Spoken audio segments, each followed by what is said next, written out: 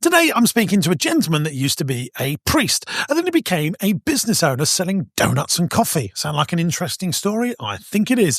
He's built himself up to 3 shops now, doing £45,000 a month. He wants to open more, but I don't think that's the right decision. This is a devilishly difficult sector to be in. But, I've got some good advice because I've been there, seen it and done it, and I'm going to give him some of my top tips. Welcome back to the Business Broadcast. I'm James Sinclair, and you are... James Bird. Very glad to be here. Feel like I won a competition. Did you? Yeah. Oh, that's nice. That's how it feels, anyway, to hang out with you every Well, Tuesday. I love hanging out with you. I just think you're a wonderful person. Well, thanks very much, James. JB is working on his Donald Trump impression. That was close. It was not bad, was it? It's got room for improvement. The way to do impressions is you work out one word that they say. Yeah, and then you say that. So what does he say? Chana. Everyone does the Donald Trump. Chana. Can you do any impressions? Yeah, and he does that sometimes. It's going to be great. He goes down, doesn't he? I think if I'd studied it a bit more. I don't think there's anything more of a fine art than comedy or impressions, and comedy impressions together. Oh, but Donald Trump's the one to do it, especially on a business show. Yeah, he's got so much opinion. Yeah, you can just go into it. I'll try.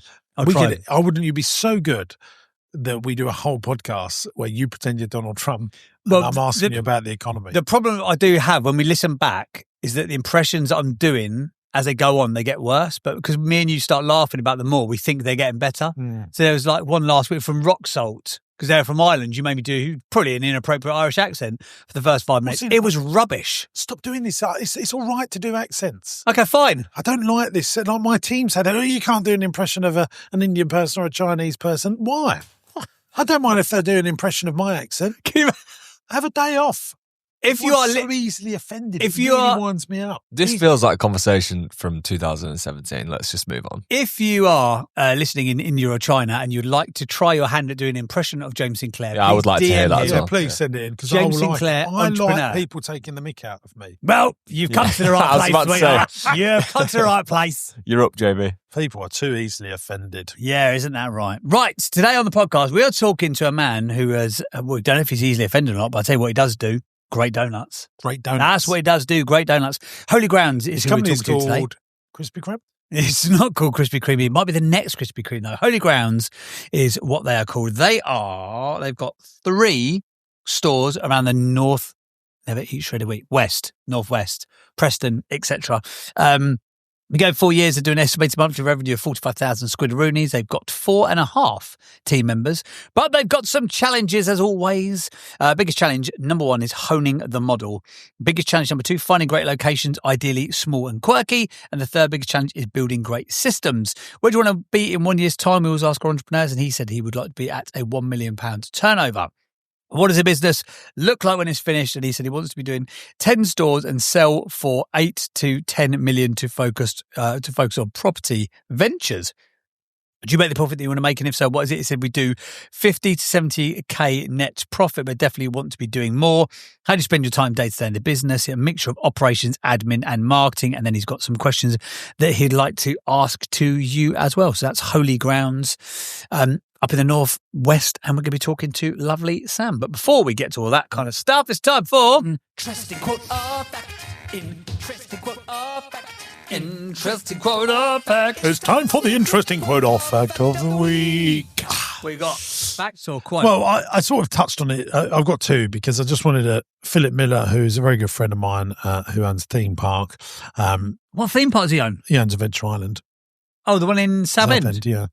He keeps saying hope is not a plan. I did mention it on a few podcasts ago, but I didn't actually submit it for a proper section of Interesting Fact or Quote of the Week. Oh, is that an official submission, is it? That's an official submission. So let's lock that in. Yeah, hope is not a plan. But the one I want to do this week okay, is something that I always say, that I suppose I heard a very wealthy gentleman say it to me when I was just a whippersnapper. I was probably 22. And where Philip Miller always says, hope is not a plan, hope is not a plan, as one of his keynote phrases, this one is something from another Philip that I know who says this: I want to be in a position where heads you win and tails you don't lose. I'll say it one more time. I want to be in a position where heads you win and tails you don't lose. Now, I think there's a good lesson here for entrepreneurs and business owners. And these sort of quotes go hand in hand because I think people do hope things are going to get better. They do hope that they're going to win this business deal. They do hope they're going to get a good customer. But actually, I think we want to get rid of that plan and prepare for winning, because you can prepare to win, can't you? You can put energy and focus in. And rather than letting luck win the day, you can stack the luck in your own favour. And that's what great entrepreneurs do, is they go, there is some downside here, but how could I stack it up in my favour? And I try and do that in all my deals and, all of my things. And that served me well.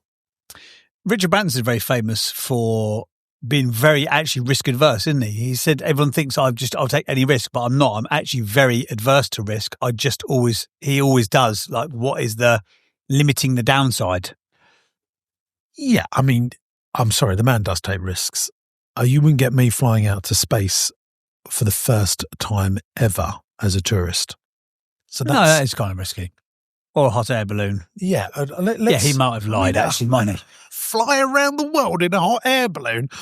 That seems risky to me, baby. At 500 miles an hour at 40,000 foot. But I get the point. He does. I think I've read all of his books. Did you tell me this privately or have you said it on the podcast? Are you going to Virgin Island, not Virgin Island, whatever it's called? Yeah, Nessa? I mean, Nessa? I've got a conflicting appointment. Might be speaking at a very big conference, which is just as important. So I've got to weigh out which one to do. Sure, you can't not go to Necker Island, though, can you? I reckon I could do this one speaking conference. And then jet in like an absolute rock star. Maybe. I just can't talk about this anymore. I can talk about it off air. Oh, okay, fine. And I will let you all know in 6 to 8 weeks, Okay. I always do. Okay, fine. Leaving these little cliffhangers here. I know it really annoys people. Okay.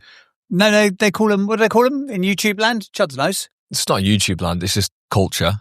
Fine. It's called Easter eggs. Easter eggs. But that was more of a cliffhanger, not an Easter egg. An Easter egg would be something that you say and you don't even say that it's an Easter egg. You saying that it's a cliffhanger kind of removes the point of it being special. We've ruined it. Come with an example of an Easter egg then. As soon as I point it out, it no longer becomes one because we're talking about it. I love that. But it would be something that you keep saying in every podcast, just a really weird word. And then at business masterclass, if someone says it to you, they get a free one-to-one session or something.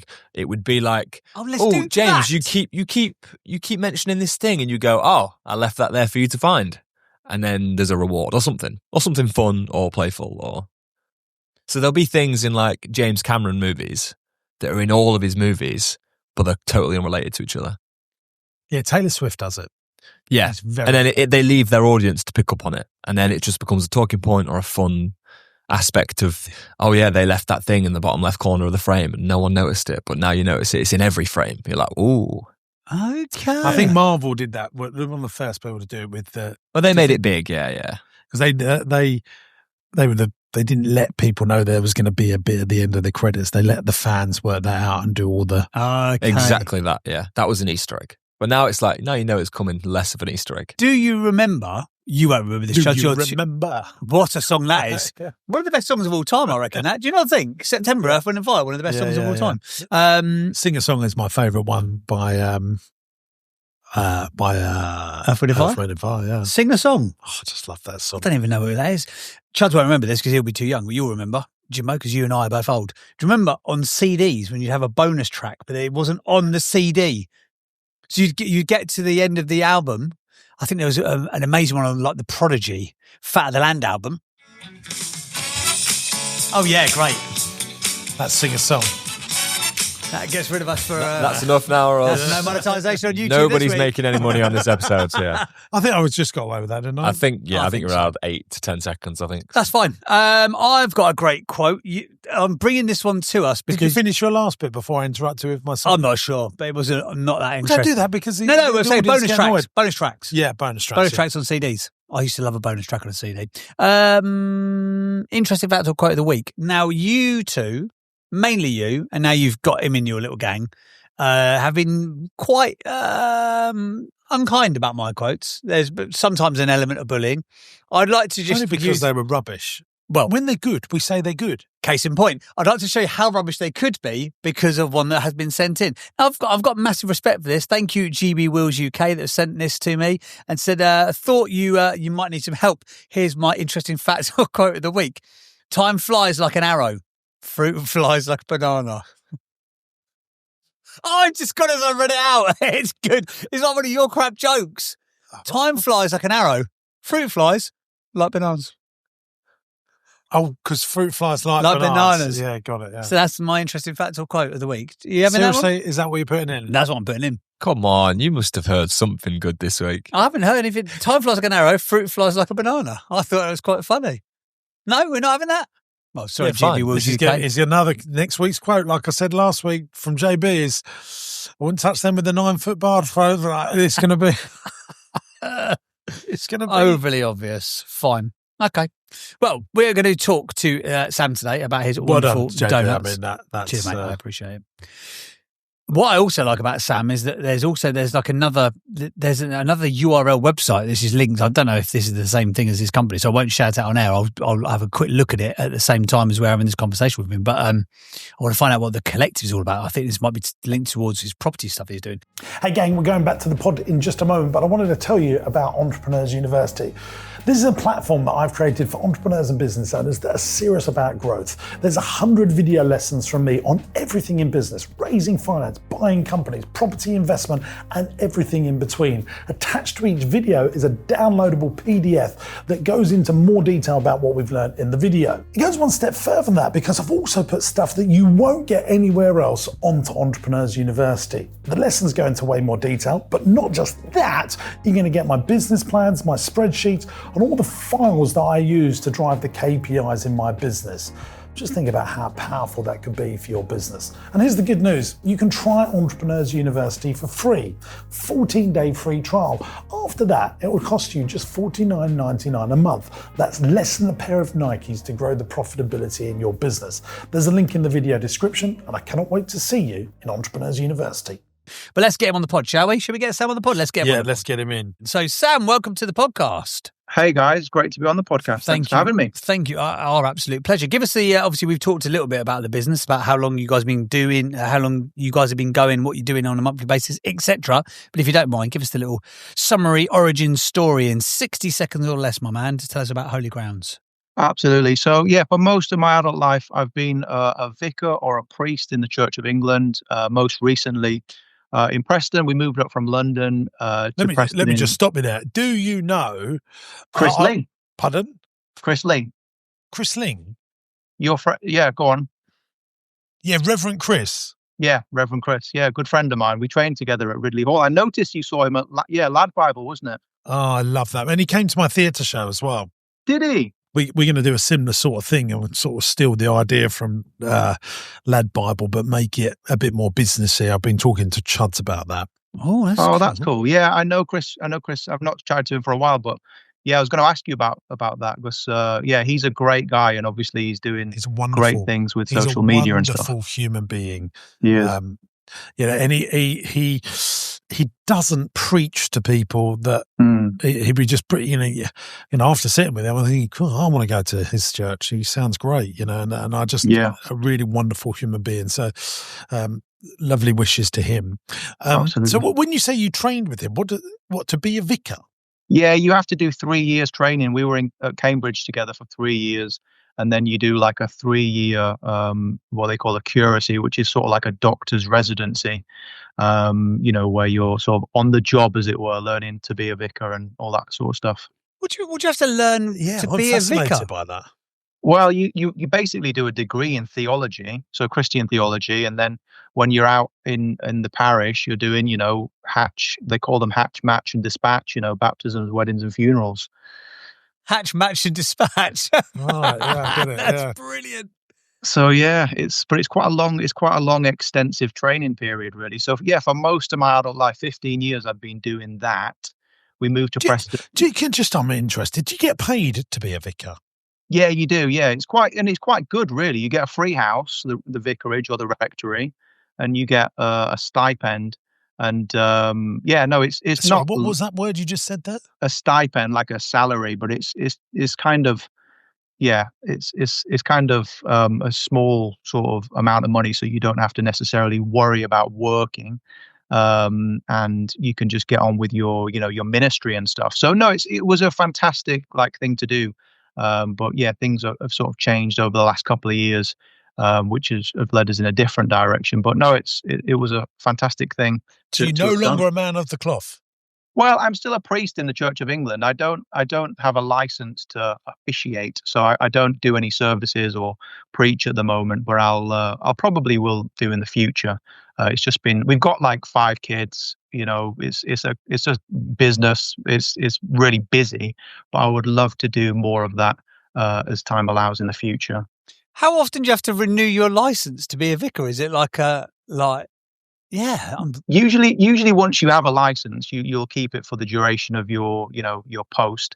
But then once you because we sort of stepped out of that post, I'd need to, if I wanted to do services and things, I would need to get a new license, which I don't know. I think you have to renew it you just need to make sure your safeguarding training is up to date and all your kind of professional development stuff. It's fairly straightforward once you've been ordained.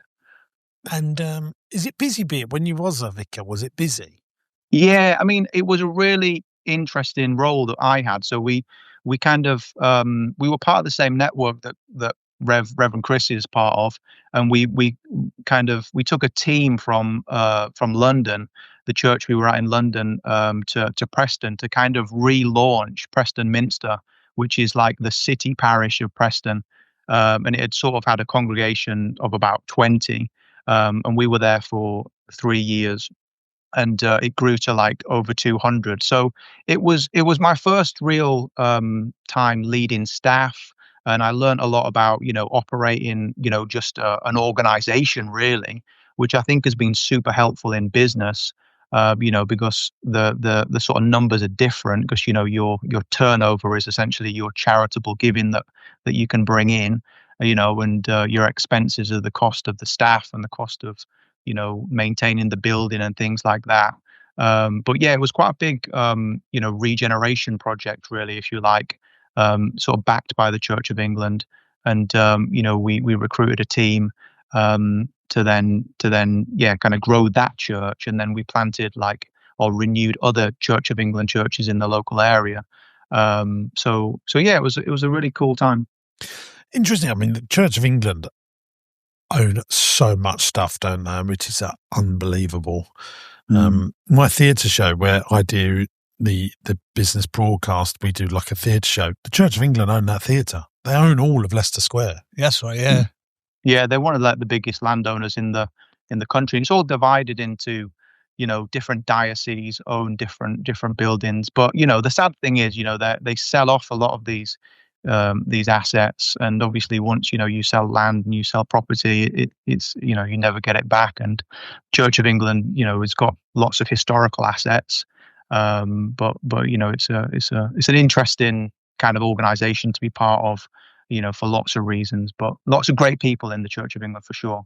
What's it like when you stop a vocation that you've been so passionate about? So when you say, you've got the 5 kids, you want to go in a different direction. What's that like the first day that you wake up and you're not the priest, or you're not the vicar, and you're not the person who is the centre of the local community? Is that is there sort of like a real coming down period from that?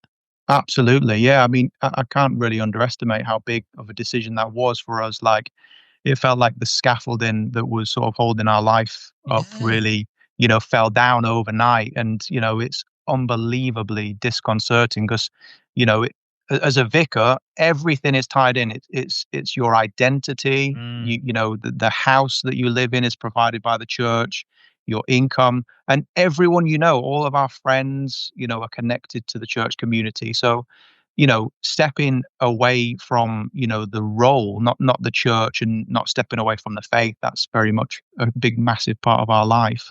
But, stepping away from the role it's like walking outside naked, really. It's very, very disconcerting. Do you still go to church now? Yeah, I do. Yeah, absolutely. And, it's like the most important part of our life. But I do think, there's just a lot of good you can do running a business. I love, kind of building a staff team and looking after staff, and, kind of being on the front line of, customer service and, being also actually what was the interesting thing when we were in church ministry was, we were supported by people who ran businesses, who gave generously so that we could essentially run the church. And that for me was hugely impactful. And I think, in the future, I'd love to be someone who, can contribute in that way as well. And, through essentially just running great businesses. Well, let's see what we can do to help you with your business. Were you doing this on the side as well as then, or did you step away and go straight into what you're doing now with Holy Ground, which is we were doing it on the side. Yeah, my wife was doing it, and it's in our garage basically. So we live in the rectory. We still live in the rectory, unusually, and we live Have right you next managed to to bag that? Do you have to pay rent now? Yeah, now we pay rent basically. Yeah, so long story short, my really good friend, my best friend Tim, he was my number two. He took on the job and didn't really want the house, so he's happy to stay in his house. So we just rent the house from the diocese. I do you a good deal. Oh, well, it's a pretty good deal, yeah. It's a pretty good deal, to be honest. It's not quite mates rates, but it's a pretty good deal. We're trying our very, very best to buy the house because it's such an important part of our business. And we're right next to a great park in Preston. And yeah, we live in a huge house. It costs a lot to heat. So we were just thinking about what we could do, with our space and with our time to maybe like bring in a bit of extra cash. But then we started Holy Grounds, and quite quickly it just really captured the attention of people in the city and around. So it grew really, really rapidly. And then we had this decision to make about whether we essentially did it full time because of its success, really. So yeah, it's doing really well, particularly the Preston location. And then we opened another location last year, and we've just opened our third location this year as well. So it's great fun, lots of challenges, and very, very new to business, so everything's a bit of a learning curve. But enjoying grappling with how to make it profitable, how to maximize profits, and things like that, really. Well, but I live in an old rectory as well, by the way. Oh, there's lots of them. Yeah, they're all old rectories now, aren't they? Yeah, well, there you go. Right, let's challenge. Should we do challenges? Yeah, let's do challenges. So you said in your application to be on the show, the biggest challenge is honing the model. What do you mean by that, Sam? So the model at the moment is we have like one staff member will operate a shop and serve coffee and donuts. And yeah, in Preston it works really, really well. The second and third locations probably do, I don't know, just over half of what Preston does in terms of turnover. So I don't know. I often think, maybe we should be doing perhaps something savory because we just literally do coffee and donuts, and we open 7 days a week, Monday to Sunday. So it's constantly, sort of open. But I keep thinking, our average sort of customer sale is about £6.70. And I'd really love to see that increase, by maybe adding in like bagels or something else, to kind of supplement that, to see that average transaction go up. But I'm also, the other part of my mind is like, just keep it simple, because I think part of our success has been the fact that we just do donuts and coffee, and it's not there's nothing else. It's not complicated, if that makes sense. So yeah, I have this wrestle between wanting to keep things super simple, because I think that's part of the success of the model, but also perhaps wanting to add in like other products in order to kind of increase the average customer transaction, and obviously then in turn the turnover. But I don't want to dilute the offering, if that makes sense. So I think I'm sometimes just conflicted with that. And then the other thing is, another thing that's worked really well with the business is the fact that we sell out every day. We sell a 1-day product. It's a really good donut that is like 48 hours proved, and it's a labor of love, really. But we aim to sell out every day.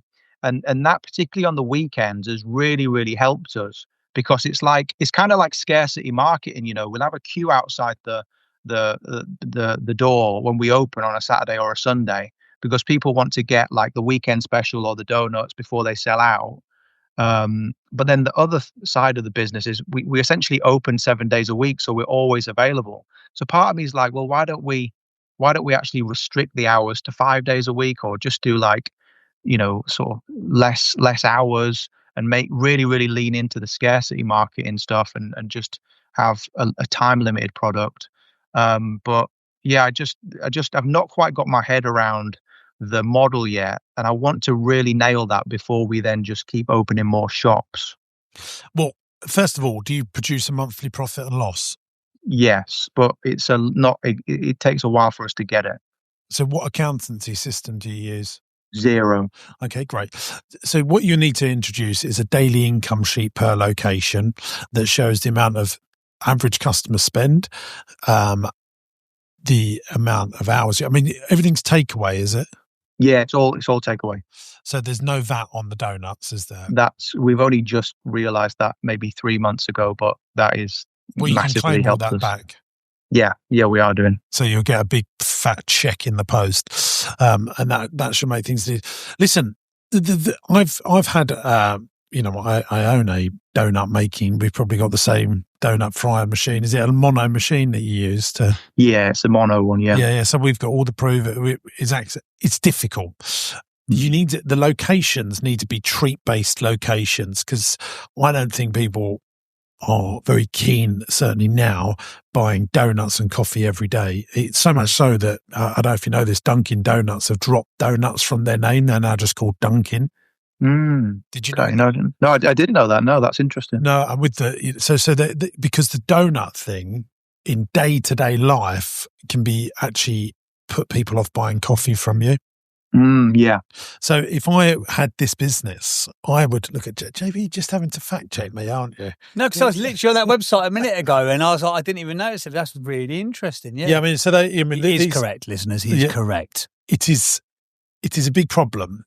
If you are seen as a treat business, you will only get treat day stuff. So my stuff, we distribute to theme parks, farm attractions, zoos, where people want chips, where people want candy floss, where people want donuts, where people want ice cream, and they are in treat mode, like holiday mode, and they will do all the things that are a bit naughty because they feel like they should because they're on holiday. Like, I mean, this sums up human beings to. I was at the airport early on Friday morning, people drinking pints of beer and glasses of wine. Yeah. And I absolutely looked at those people and thought, you would never usually do that. No. But because you're in an airport and you're about to get on a plane, we'll have a pint of beer at people do it even if they don't want to actually do it, don't they? Just for the sake of it. It's a really interesting thing. So the one, did you say one location was in a park? Yeah, people sort of heading into the park. Yeah. Yeah. So I think parks are seen as treat days locations. We go to the park today. Is it going to be as hard to, get that over the line in a high street where it's regularity? Do you really want people having a donut every day? So if this was my business, I would be much more focused on marketing us as a coffee business that do donuts, rather than a donut business that does coffee. And you want to read up on why Dunkin' went down that route, because they were really, people are very conscious about sugar eating and fat eating. It's now frowned upon to do that every day. Yeah, absolutely. So I think what's interesting is, though, like Starbucks and Costa and Dunkin', they'll have kind of croissants which people perceive as slightly more acceptable on a Monday morning, and that's our thing. So we're in, all of our locations are near park, so that's great. But we open at 8 o'clock on a Monday morning, and how many people want a donut at 8 o'clock on a Monday? No one. I think it's an interesting question, and I think, doing something savory or something that, actually. But this is what I grappled with. So I had 11 dessert shops. I've closed them all down. I've got 2 now. The 2 that survived are the ones on seafronts. Right. So people are going to the seafront and they're looking for naughtiness. It's a bit like people going to, pray on a Sunday. We're going to church on a Sunday. We're going to, connect with faith, and, that's the mood we're in. Or we're going to see stand-up comedy tonight. We're going to laugh, and they're going to force themselves to laugh because they're going to a stand-up comedy show. Yeah, that makes total sense. Yeah. And so I do think those locations are really, really important, that they signal treat. Yeah, absolutely. Because I think that the moment they're I don't know what they're where they are, whether they signal treat or not. What I'm trying to understand is why our Preston location is absolutely banging, and it is. It's like it turns over 30 grand, just one location with one person. Maybe 1.5 on the weekend days. It's just brilliant, and I'm like, what are we doing here? We're right next to a park. It's in a quirky venue, it's in like our actual literal garage. So I don't know whether that's Well, part I of know. it. You're next to it, so where the focus goes, money flows. So Mhm. you live on top of it. You started it. There would be, people. Your sort of local PR definitely probably would have helped it in the beginning. Oh, Yeah. the old vicar runs a donut shop. Everyone will say that. I know they will without even going there. That would have all helped. What happens is, like, this is the same with restaurants. People have their first restaurant, it does really well. They open a second and third, and it doesn't do so well. And they just think that they can replicate it. And it never, ever, ever happens.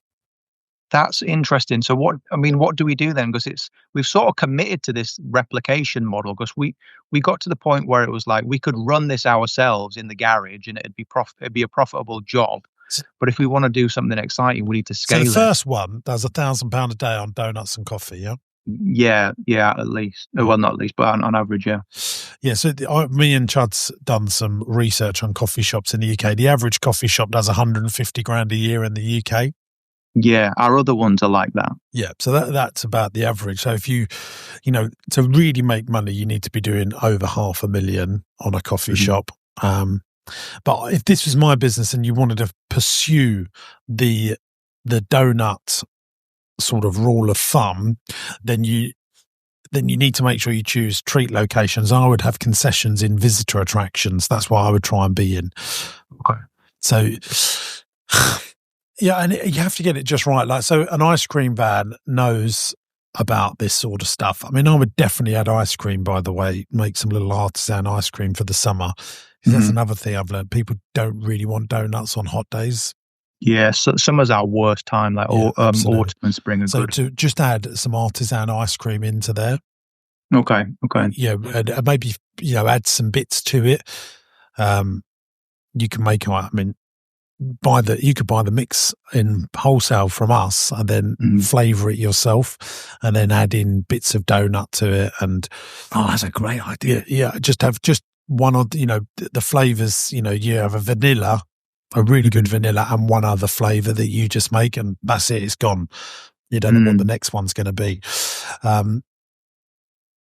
What's the so if you could be in castles, if you could be in zoos, but most of the time they want to do it all themselves. Festivals are brilliant. If you can get along to food markets and sell donuts, you would sell loads of places like that. Yeah, no, that's helpful. But you think leaning into the treat market rather than if you want to insist on donuts, then that's the only way to make money.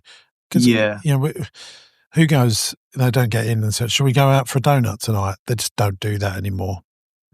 Yeah. No, absolutely. Yeah, it's slightly different, because I was thinking about the kind of lunchtime crowd who are looking for something like a decent savoury option, other than like a Tesco meal deal where they'll come somewhere for a bagel. You're competing with Greggs and Marks and Sparks, aren't you? And people, slag Greggs off all as much as anyone likes, but they are they get 6-year-olds, 16-year-olds, and 60-year-olds. They're one of them, darlings of the stock market. They are a growing business, and their value for money, because they're doing it on such scale.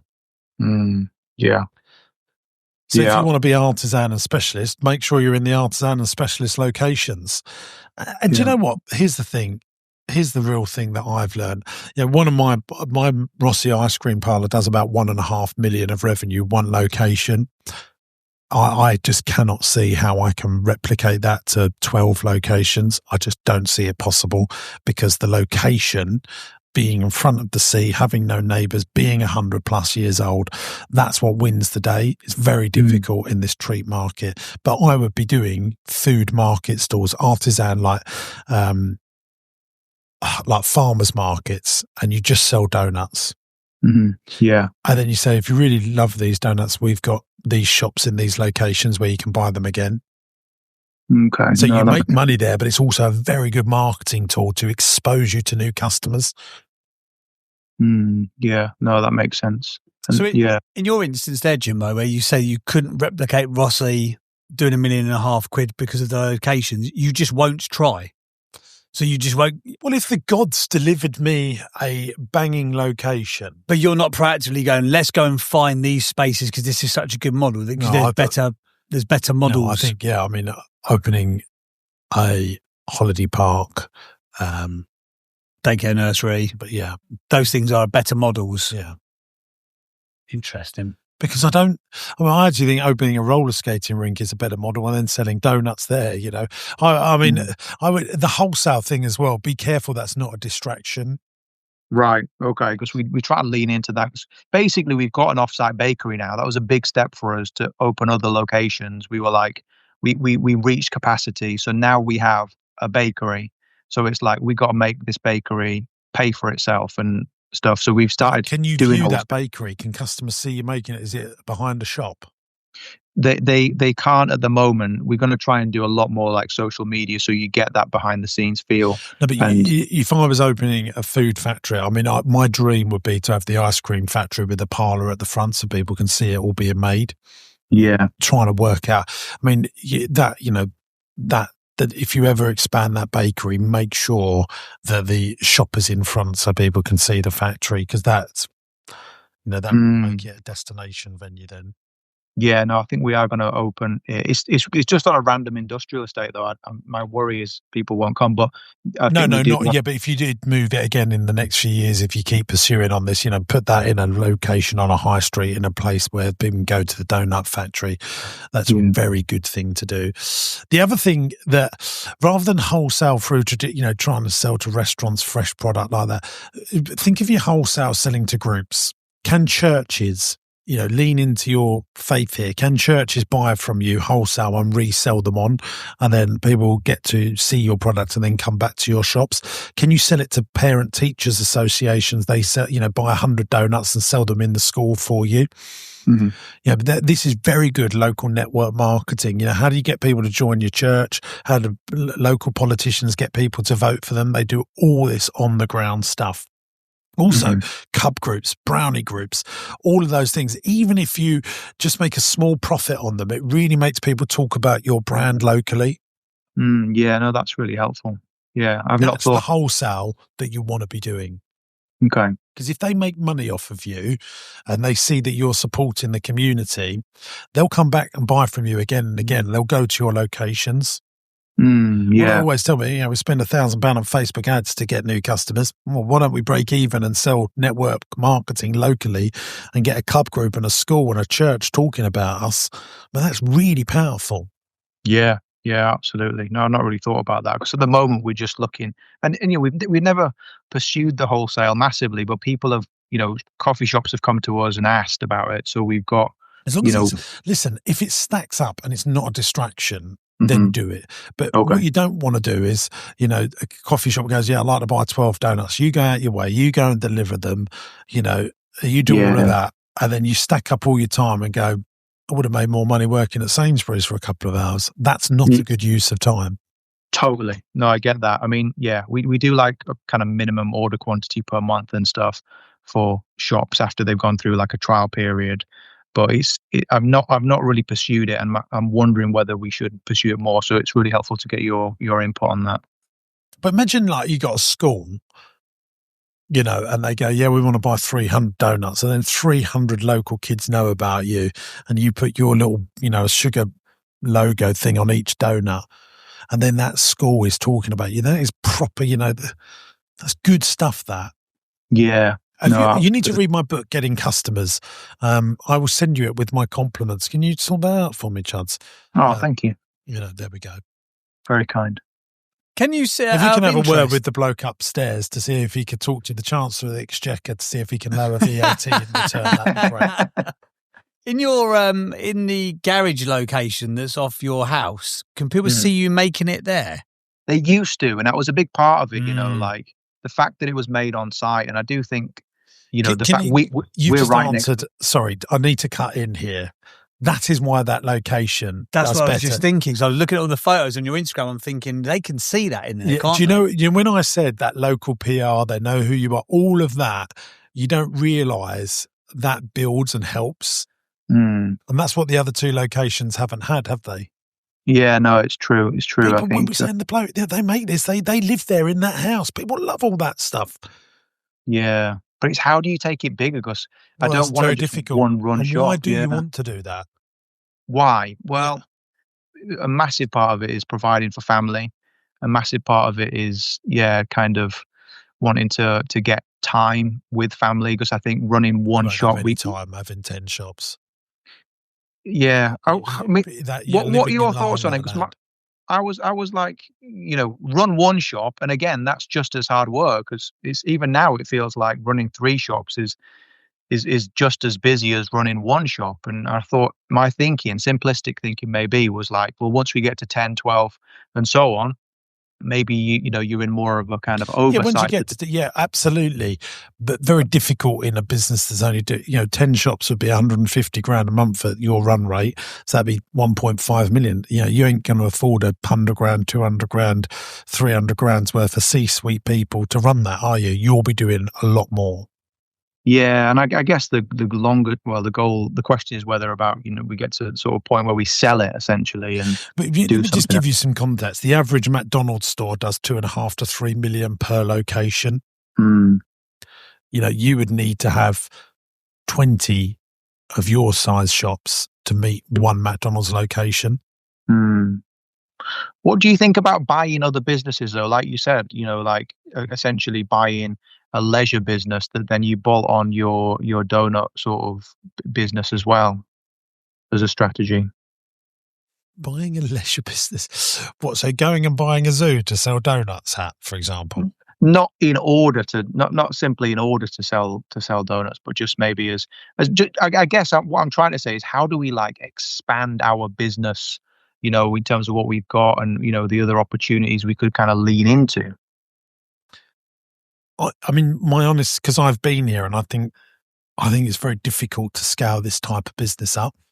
Mm-hmm. It's hyper competitive. Well, you bought the food services business, wasn't it? Yeah, I mean, that's, you know, if you really love this space, I mean, I've spoken about this, maybe contract catering, running the catering for a school or an office, you know, a factory that's got 5,000 staff, and then you run the catering for the factory, the catering on site. That's very predictable.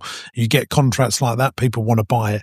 It's very hard. I mean, Crosstown Donuts, they were backed by, they're not maybe Crosstown, is it Crosstown? One of the big private equity companies have bowed out and they've all gone, you know, the big ones in London, they've all had troubles. It's difficult. Yeah, no, I get that. That's helpful. And it was easy over COVID because people had spare disposable income and they couldn't go on holiday and they wanted treats to make themselves feel better about the world being in such turmoil. And those sorts of companies done very, very well. Yeah, no, absolutely. It really, and I get that it's a really competitive and tough market. You know, we've obviously seen a level of success to some extent, and I think like big question. That's the question in my mind. Like, how big can this go? Can we take it Maybe further? you could probably, and I'm just putting it out there, you could probably put an ice cream parlor in the first one with the donuts, with the coffee, and you could probably have a £1.5 million catering business on the original location if it had big enough in that park. And probably make 200-300 grand a year out of that. Then you can invest that 200 and 300 grand into commercial property, and have a lovely life, and put a manager in there.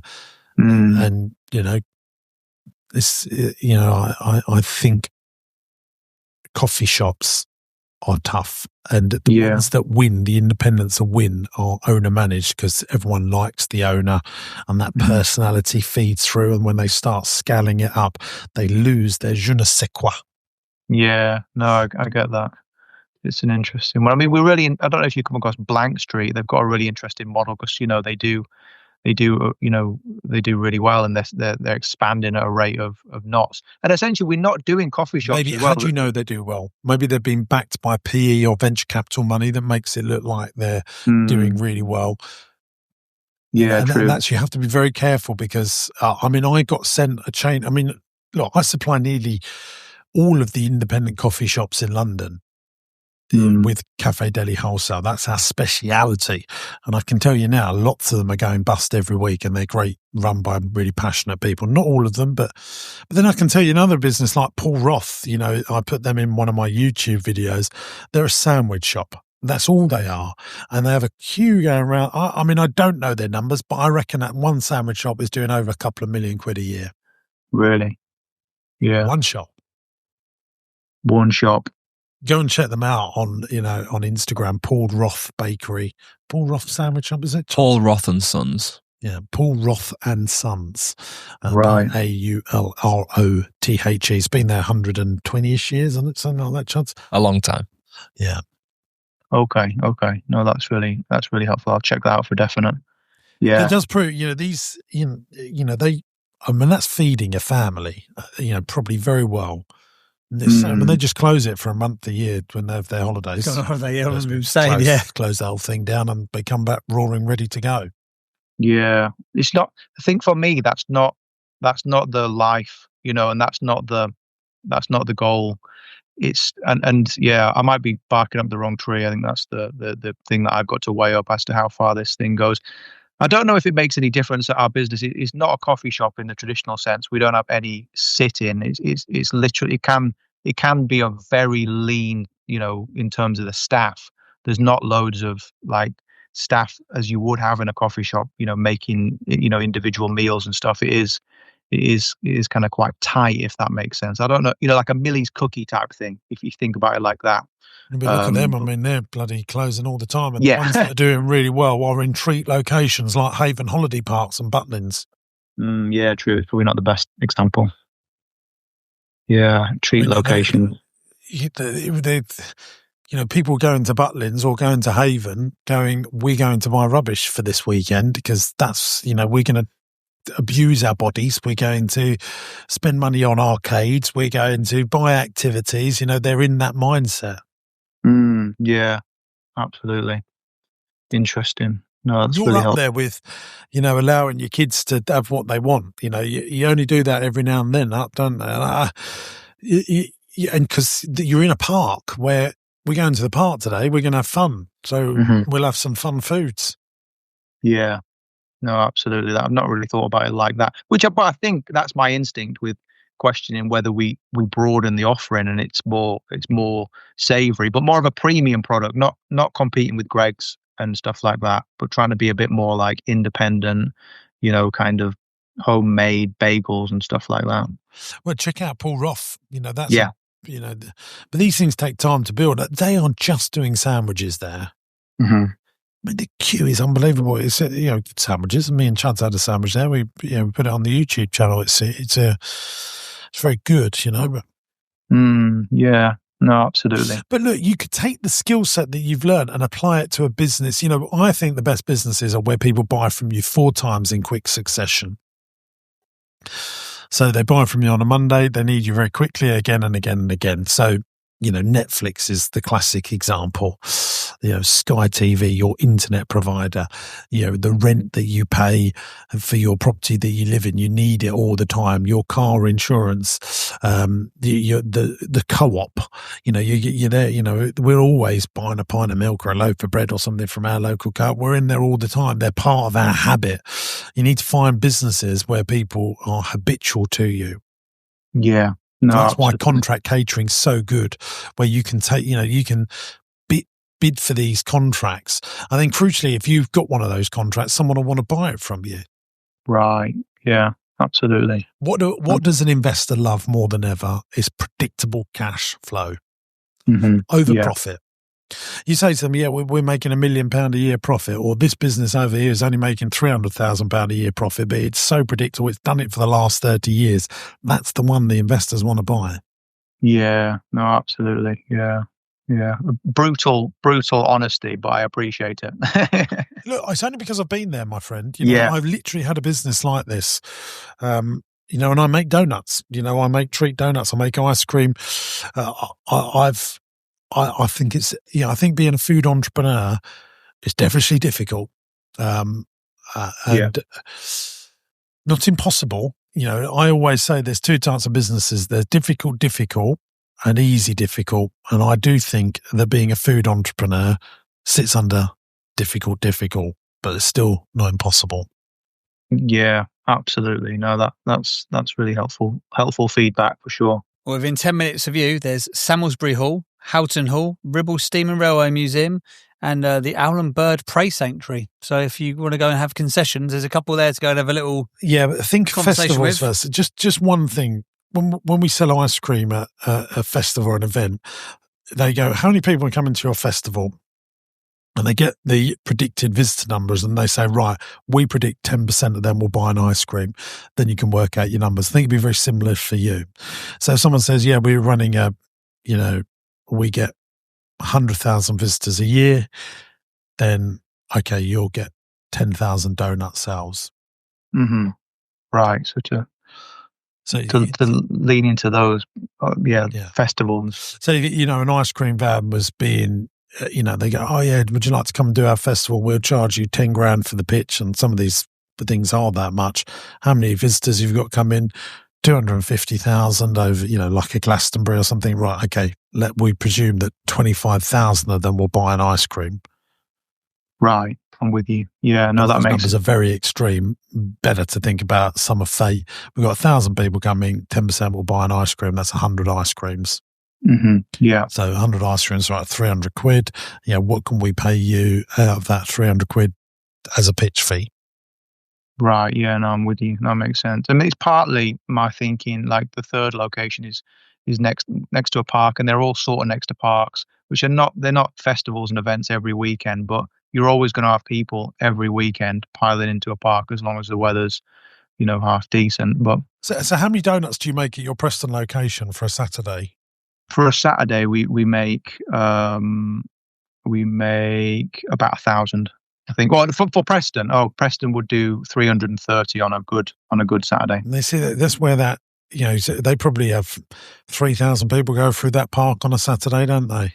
Yeah, exactly. It probably does work out that 10% kind of metric. Yeah, it's probably about that. And the other two parks, so they're both. The other locations are next to near parks as well. And I think that's partly me thinking, Preston works really well. Let's find more parks where this works, and we're close to offices and the high street and stuff. But yeah, there's something about, like you say, that initial location is not going to be easy just to replicate. How much do you sell a donut for? £3.25 for like a seasonal one, and then £2.50 for a classic. But I think that the margins are actually better on the classic donuts. Yeah, to be honest. Yeah. Well, you're 20% up now with no VAT as well, aren't you?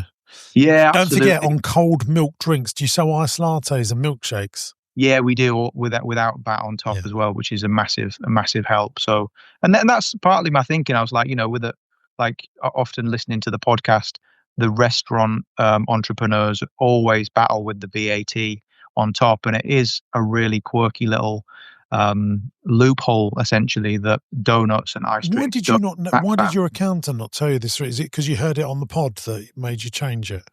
Yeah, it was. I heard it on the pod, and the accountant is not like a food hospitality specialist, because they look after like our business, but also our property stuff. Just to get this clear, if you didn't listen to our podcast, you wouldn't have known about the 20% VAT thing. Yeah, I owe you a lot of money, really. I mean, you've saved me a lot of cash there. Definitely a drink at least. Well, no, I don't want anything. But the little lesson here for listeners: you just check your accountants and solicitors and your professional advisors. Make sure that it's up to you to go out and find out things and do your own personal development, because I think there's a big lesson here. I couldn't agree more. That's you just think you've been handed your accountant by your granddad or a friend of the family, and you think they're the best thing since sliced bread. But if you haven't met any other accountants, how do you actually know they are? Very interesting. Good stuff. Well, gang, anything else, JD? No, I think that's it. Any questions? I think we covered it all. Is there anything else you want to cover off, Sam, or is No, I think that's really helpful. I just really want to get your thoughts on perhaps the future of the business in terms of how to take it forward. And it's quite helpful just to have a realistic picture of the climate and the challenges kind of that we're in at the moment. So no, that's really helpful, and really appreciate the opportunity. If people are up that neck of the woods and they want to come and have a delicious donut and a lovely coffee, where can they find out more information about you guys, mate? The best place would be our Instagram page, and if you just pop Holy Grounds into Instagram, it'll come up. And yeah, we are there for anyone who wants to pop in. Oh, I've got a sign, a sandwich board sign that you should have outside your place. It should say, "Donut miss our amazing coffee." For when they go in a park. Come on now, who's not having a good time? Brilliant. Love it. Brilliant. Thank you very much for being on the pod, Sam. We wish you well. Thanks so much. Appreciate it, guys. Mate. Take care. See you later. There you go, Sam from Holy Grounds, all the way from sunny Preston. And I've got the wrong jingle. There we go. Time to do the 8 Traits of the Greats. It's part of the show where James Sinclair, award-winning entrepreneur James Sinclair, rates our entrepreneurs out of a grand total of 8. I know what you're thinking. He should have done it out of 10. It would have been easy to do a percentage, but no, we like 8 because then it rhymes with great. So that's why we're going to do that. Let's rate Sam, shall we? Before we do that, just to prove the value of this podcast, just in that one example there, let's say, and these are rough numbers, obviously, he's doing 45 grand a month. He didn't realise he didn't have to pay VAT. So let's say that's 9 grand out of 45 because that's 20%. If he does that for a year, saved him £108,000. We should call ourselves the 6-figure podcast. I mean, come on now. Yeah. I mean, he'll get that all back though, because he can go back 5 years, I think. Is that right? He could potentially be getting a big fat check back. Happy days. Well done him. If you could just send us half, because that's the right thing to do. That is the right thing, yeah. He should tithe his reward to us. Go on then. 8 Traits of Greats. Starting with the end in mind. Yeah, I think he does want to know what he wants to do. Yeah, he does. Yeah, that's fine. Passionate about their cause. Oh, yeah, he loves the donut. Untold amounts of resilience. Not being tested yet. No, we can't say that. The master relationships with people. Oh, yes. I hope he gets that. Commercial awareness. No, he didn't know about the VAT. Can't have that. They innovate so they don't evaporate.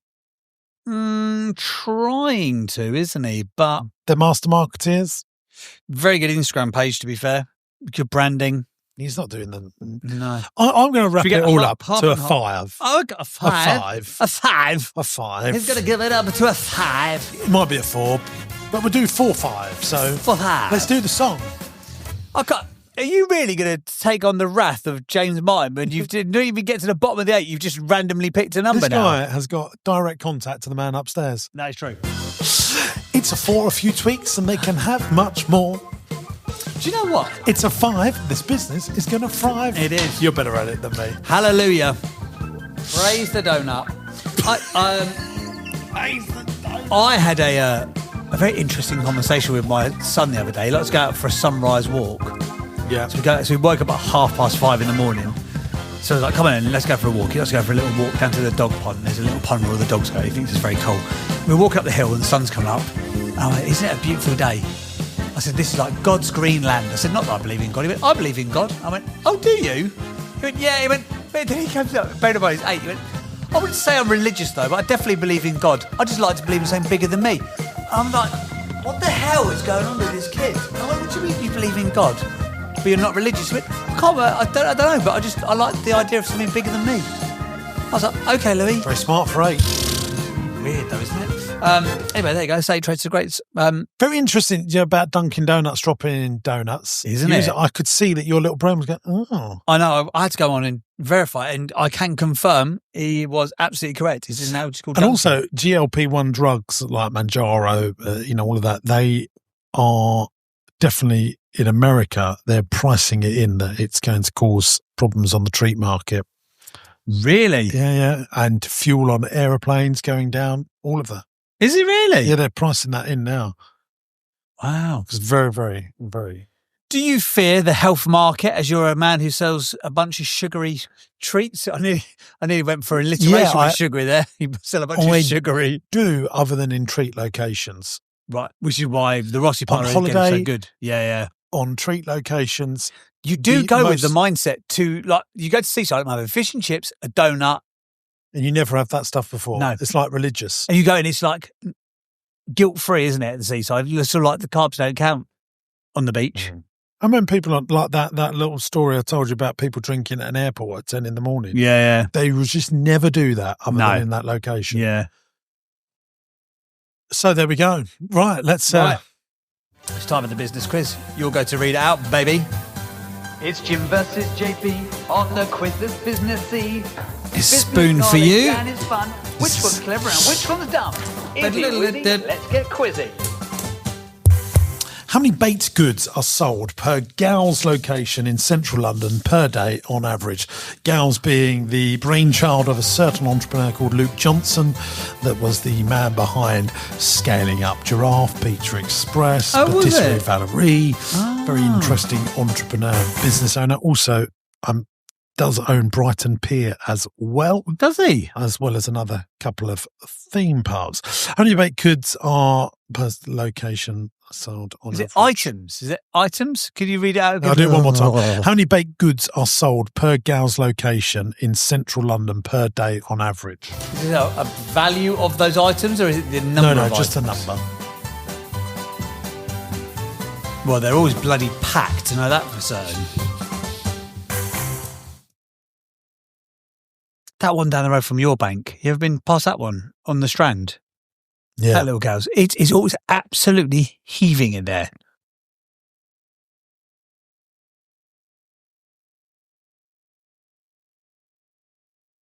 I'm going to go with 500, which seems ridiculously high.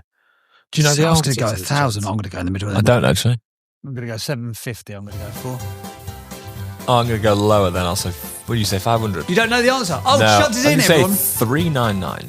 Yeah, that's my 399. instinct was around there, but Shut up. Well, say it then. 640. Yeah, come on then. He's I'm the winner. Champion. No, you're not. I said 750. Oh, you said 1,000. No, I said 750. I said I thought 1,000. I'm going to go 750. I've written it down. JB's on a roll today. Ah. Well, 500, Smashed I it. said. Yeah. And you said 750. Yeah. Oh, yeah. You're just in. Annoys me. Not just Slacking today, Jim. No, I'm in. Wow. Do you know That's what? very impressive. He's got more laid back now. A man who sleeps as an afternoon nap in his own van, in his own courtyard, in his own hotel. He's really, really let himself go, isn't he?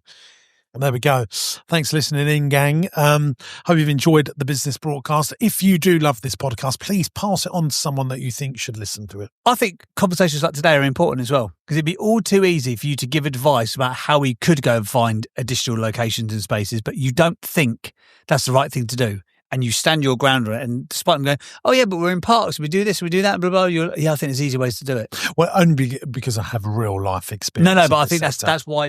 that's why this is such a good podcast, because you do give the advice that they need, often if it's not what they want. You're a great man. You are, James Sinclair. Thank you very much. Guys, if you've loved this podcast and you'd like to come to one of my live events, I'm running Business Masterclass and Buying Businesses Masterclass. You can find out all details on my website, jamessinclair.net, and I think they will really help grow your business. A brilliant return on investment for a few £100. What about the retreat? I think we're more or less there, aren't we, with that, Chuds? I can't come to the retreat. Fine. I think we're sold. Yeah. When is I that? think- Why are we not doing a live podcast at a retreat? We should do that.